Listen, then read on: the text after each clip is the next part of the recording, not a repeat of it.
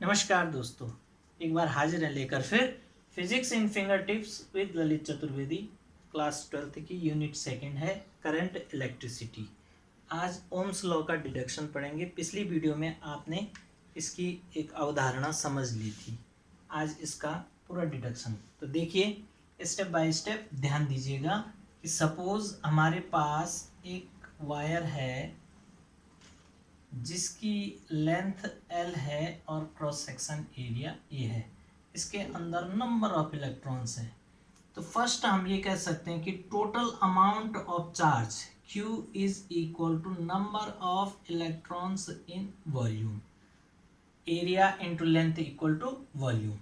अब हम दोनों साइड इस इक्वेशन फर्स्ट के दोनों साइड हम T से डिवाइड कर दें, तो Q अपॉन T को हम बोलते हैं I।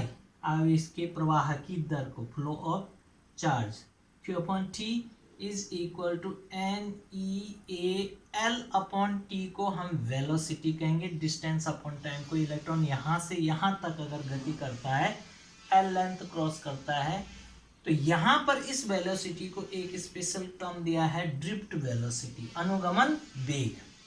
अब थोड़ा सा इस इक्वेशन 2 को, जिसमें कि ड्रिफ्ट वेलोसिटी मिली हमारे को, तो उसको समझना है कि ड्रिफ्ट वेलोसिटी हम कैसे समझ सकते हैं। कि माना यहाँ वायर है और इसके एंड्स पे हमने पोटेंशियल डिफरेंस अप्लाई कर दिया V। अब इस वायर्स में ये फ्री इलेक्ट्रॉन्स हैं हमारे, और इन फ्री इलेक्ट्रॉन्स के बीच में आते हैं मॉलिक्यूल्स, आयंस, जो इनसे फ्री इलेक्ट्रॉन निकले हैं। ये आयंस हैं या मॉलिक्यूल्स हैं। जैसे ही हम इस पे V अप्लाइड करते हैं, पोटेंशियल डिफरेंस अप्लाई करते हैं, पॉजिटिव टर्मिनल नेगेटिव टर्मिनल, तो एक इलेक्ट्रिक फील्ड E सेटअप हो जाता है। इलेक्ट्रिक फील्ड E जिसकी डायरेक्शन इधर को है, from side A to side B, और इलेक्ट्रॉन्स जो फ्री इलेक्ट्रॉन्स हैं वो मूव करना शुरू कर देते हैं इस साइड में, फ्रॉम B टू A। अब होता क्या है कि जैसे ही इस पर ये पॉजिटिव इलेक्ट्रिक फील्ड यहाँ पर अप्लाइड होता है, नेगेटिव इलेक्ट्रिक फील्ड यानी potential difference higher potential to lower, तो इलेक्ट्रॉन हायर पोटेंशियल की ओर आते हैं। तो ये क्या करते हैं, जैसे ही आना शुरू करेंगे, माना एक इलेक्ट्रॉन यहाँ से आ रहा है तो इससे टकराते हुए आएगा, फिर इससे इसकी वेलोसिटी थोड़ा कम हो जाएगी या जीरो हो जाएगी, फिर फोर्स ऑफ अट्रैक्शन इस पे लगा हुआ है तो ये इस पे आ जाएगा, फिर टकरा के यहाँ से फिर अगले मॉलिक्यूल पे टकराएगा, फिर इस तरह से मॉलिक्यूल्स पे टकराएगा। पाथ भी थोड़ा सा डिस्टर्ब हो रहा है उसका, और वेलोसिटी जीरो भी हो रही है। तो टक्कर के स्टार्ट में इसकी वेलोसिटी जैसी थी, उसके बाद जीरो हुई, और जीरो से फिर इसने चलना शुरू करा, तो एक वेलोसिटी जो ये बीच का है, फ्री पाथ, दो एटम्स के बीच या दो मॉलिक्यूल्स या दो आयंस के बीच में जो ये टक्करों, क्रमागत टक्करों के बीच का जो पाथ है, इसको हम फ्री पाथ कहते हैं। क्या कहते हैं इसको? Free path. और इस फ्री पाथ में जितनी देर ये ट्रैवलिंग करता है उस टाइम को हम रिलैक्सेशन टाइम कहते हैं, टॉ। तो देखिए एक इलेक्ट्रॉन के लिए अगले इलेक्ट्रॉन के लिए अगले T1 T2 अलग अलग टाइमिंग होगी, और बहुत सारे इलेक्ट्रॉन जब मूव कर रहे होंगे तो उनकी टक्करें भी होती रहती होंगी, उनकी काइनेटिक एनर्जी का जो चेंज आ जाता है उस टक्कर में, थोड़ा सा थर्मल एनर्जी में चेंज हो जाता है, तो वायर गर्म होना शुरू हो जाते हैं, और जितनी ज़्यादा टक्करें होंगी उतनी ज़्यादा इसकी गति में प्रभाव पड़ेगा।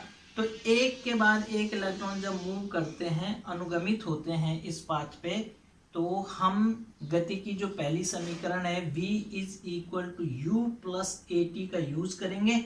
तो बहुत सारे इलेक्ट्रॉन हैं तो उनकी drift velocity U1 plus U2 up to UN plus A, acceleration सबका सेम हो गया क्योंकि सेम फोर्स अप्लाई हो रखा है, जो त्वरण दे रहा है वो सेम फोर्स दे रहा है। तो T1 plus T2 up to TN upon N electrons के लिए। तो इस जो टाइम, औसत टाइम है, इसको क्रांतिकाल बोल देते हैं, है ना।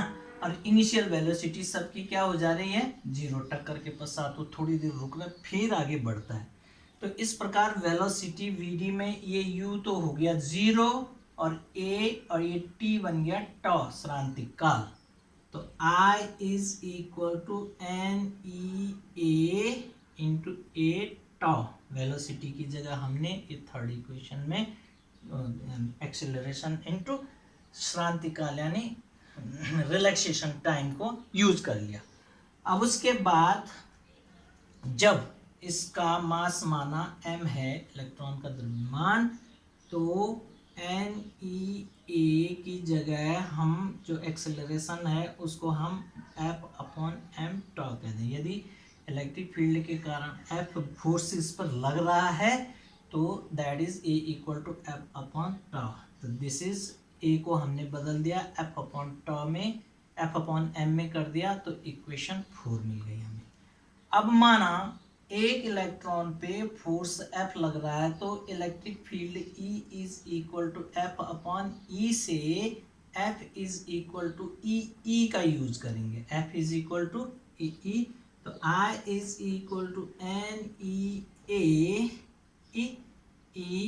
अपॉन एम इंटू टॉ, अर्थात I is equal to N E square A upon M और E into tau. This is equation 5।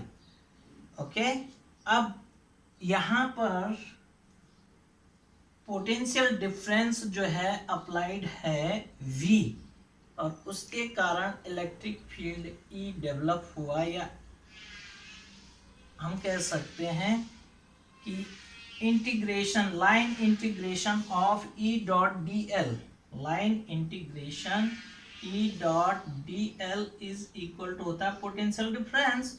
So E integration of D L को हम L बोल देंगे, तो E into L, E into L is equal to V, so E is equal to V upon L। तो इस equation 5 में put कर देंगे हम इसकी वैल्यू को, तो हमें क्या मिल जाएगा,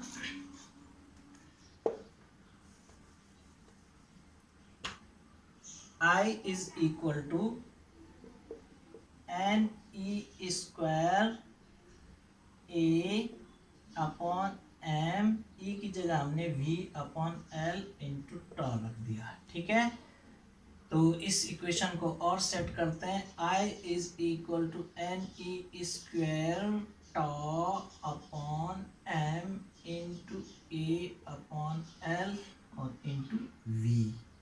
ये पोटेंशियल डिफरेंस है V। So from this equation 6 हम V की वैल्यू पुट कर देंगे। V is equal to M upon N E square tau L upon A और इंटू आई। अब देखिए, हमने ओम्स के नियम में पढ़ा है कि यदि किसी वायर की भौतिक अवस्थाएं ना बदली जाए तो मास, नंबर ऑफ इलेक्ट्रॉन्स और शांतिकाल किसी धातु चालक का स्पेशल कंडीशन है, स्पेसिफिक कंडीशन है। लेकिन अगर हमने उसकी लेंथ और एरिया नहीं बदला और टेम्परेचर, प्रेशर कुछ भी चेंज नहीं किया तो ये सारा का सारा टर्म हमारा एक कांस्टेंट है और इस कांस्टेंट का नाम है resistance of wire. V is equal to R I. ठीक है, अब यहां पर एक टर्म्स और आता है हमारा धारा घनत्व। धारा घनत्व की परिभाषा है J is equal to I upon A, यानी इस क्रॉस सेक्शन एरिया से गुजरने वाले जितने करंट होती है, करंट कब पास होती है, जब इलेक्ट्रॉन एक दिशीय गति करते हैं तो अपोजिट डायरेक्शन में करंट I जो है फ्लो करती है कंडक्टर में। तो प्रति एकांक क्षेत्रफल से गुजरने वाली धारा को हम धारा घनत्व कहते हैं, J से डिनोट करते हैं, J equal to I upon A. और इस हिसाब से N E A V D upon A से ए कैंसिल हो गया, तो J is equal to N E V D बन गया। एक रिलेशनशिप मिल गई हमें। J का मात्रक होगा एम्पियर पर मीटर स्क्वायर, है ना। तो यहाँ पर धारा घनत्व भी समझ में आ गया। अब यहाँ पर आते हैं ओम के रेजिस्टेंस, ये रेजिस्टेंस पे ओम के नियम का। तो ओम के लॉ में जो रेजिस्टेंस आर बना है हमारे पास, उसको हम इस तरह से लेते हैं कि R is equal to M upon N E square tau. R is equal to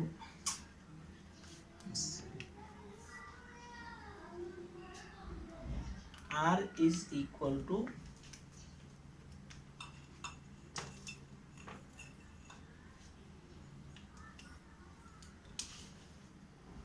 R is equal to M upon N E square top L upon A।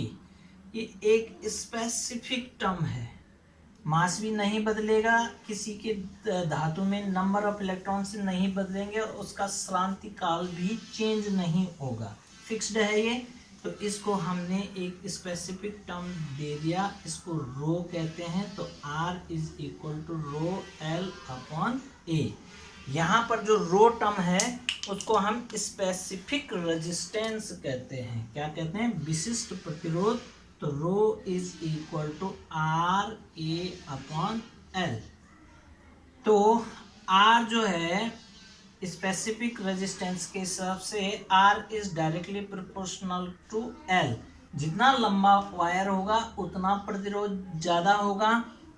Are is inversely proportional to area, cross section area जितना ज़्यादा होगा are कम होगा, और जितना ए कम होगा are उतना ज़्यादा होगा। और आर निर्भर भी करता है रो पे। जो स्पेसिफिक रेजिस्टेंस है इसका मतलब विभिन्न धातुओं के लिए, क्योंकि ये धातु की एक स्पेसिफिक गुण है जिसमें ये चीज़ें नियत रहती हैं, तो धातु कौन सी चीज़ का है उस पर भी निर्भर करता है प्रतिरोध। कोई अच्छा प्रतिरोध होता है तो कोई कम प्रतिरोध होता है, तो ये धातुओं के गुण पर भी निर्भर करता है, इसलिए स्पेसिफिक रेजिस्टेंस।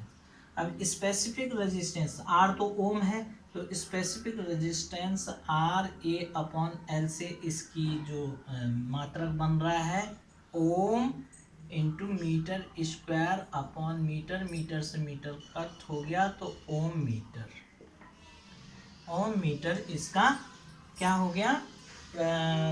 यूनिट विशिष्ट प्रतिरोध की। तो प्यारे बच्चों, आपने एक सरल तरीके से समझने की कोशिश की होगी, मैं समझता हूँ, और बड़ा इजी वे है कि आपने ओम्स के लॉ का डिडक्शन कैसे समझा।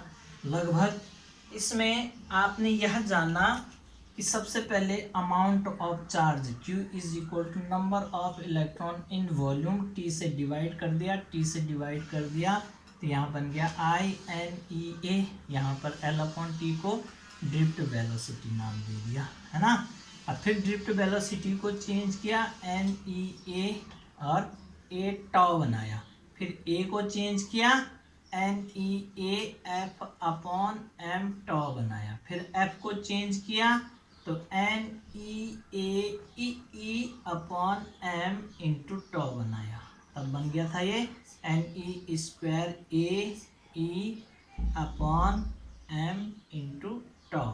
फिर E को चेंज किया, E को चेंज किया तो NE square A tau upon M और E की जगह V अपॉन L, और फिर V के लिए बना दिया कि V is equal to M upon NE square tau L upon A into I, और इसको R बना दिया तो V is equal to RI। ये समरी भी बना दिया हमने इस पे। तो मात्र 3-4 लाइनों में आपने ओम्स के 7 इक्वेशन में आपने ओम्स के लॉ को डिड्यूस कर दिया। तो हमने किस तरह से किसी चालक में प्रतिरोध का और ओम के नियम को हमने सत्यापित उत्पत्ति दे दी है। तो आशा करता हूँ आपकी समझ में आ गया होगा, और आप चैनल को पूरा वीडियो देखिएगा, सब्सक्राइब कीजिएगा और बेल आइकन को पुश कीजिएगा ताकि आपको नेक्स्ट वीडियो की नोटिफिकेशन मिलती रहे। बहुत बहुत धन्यवाद।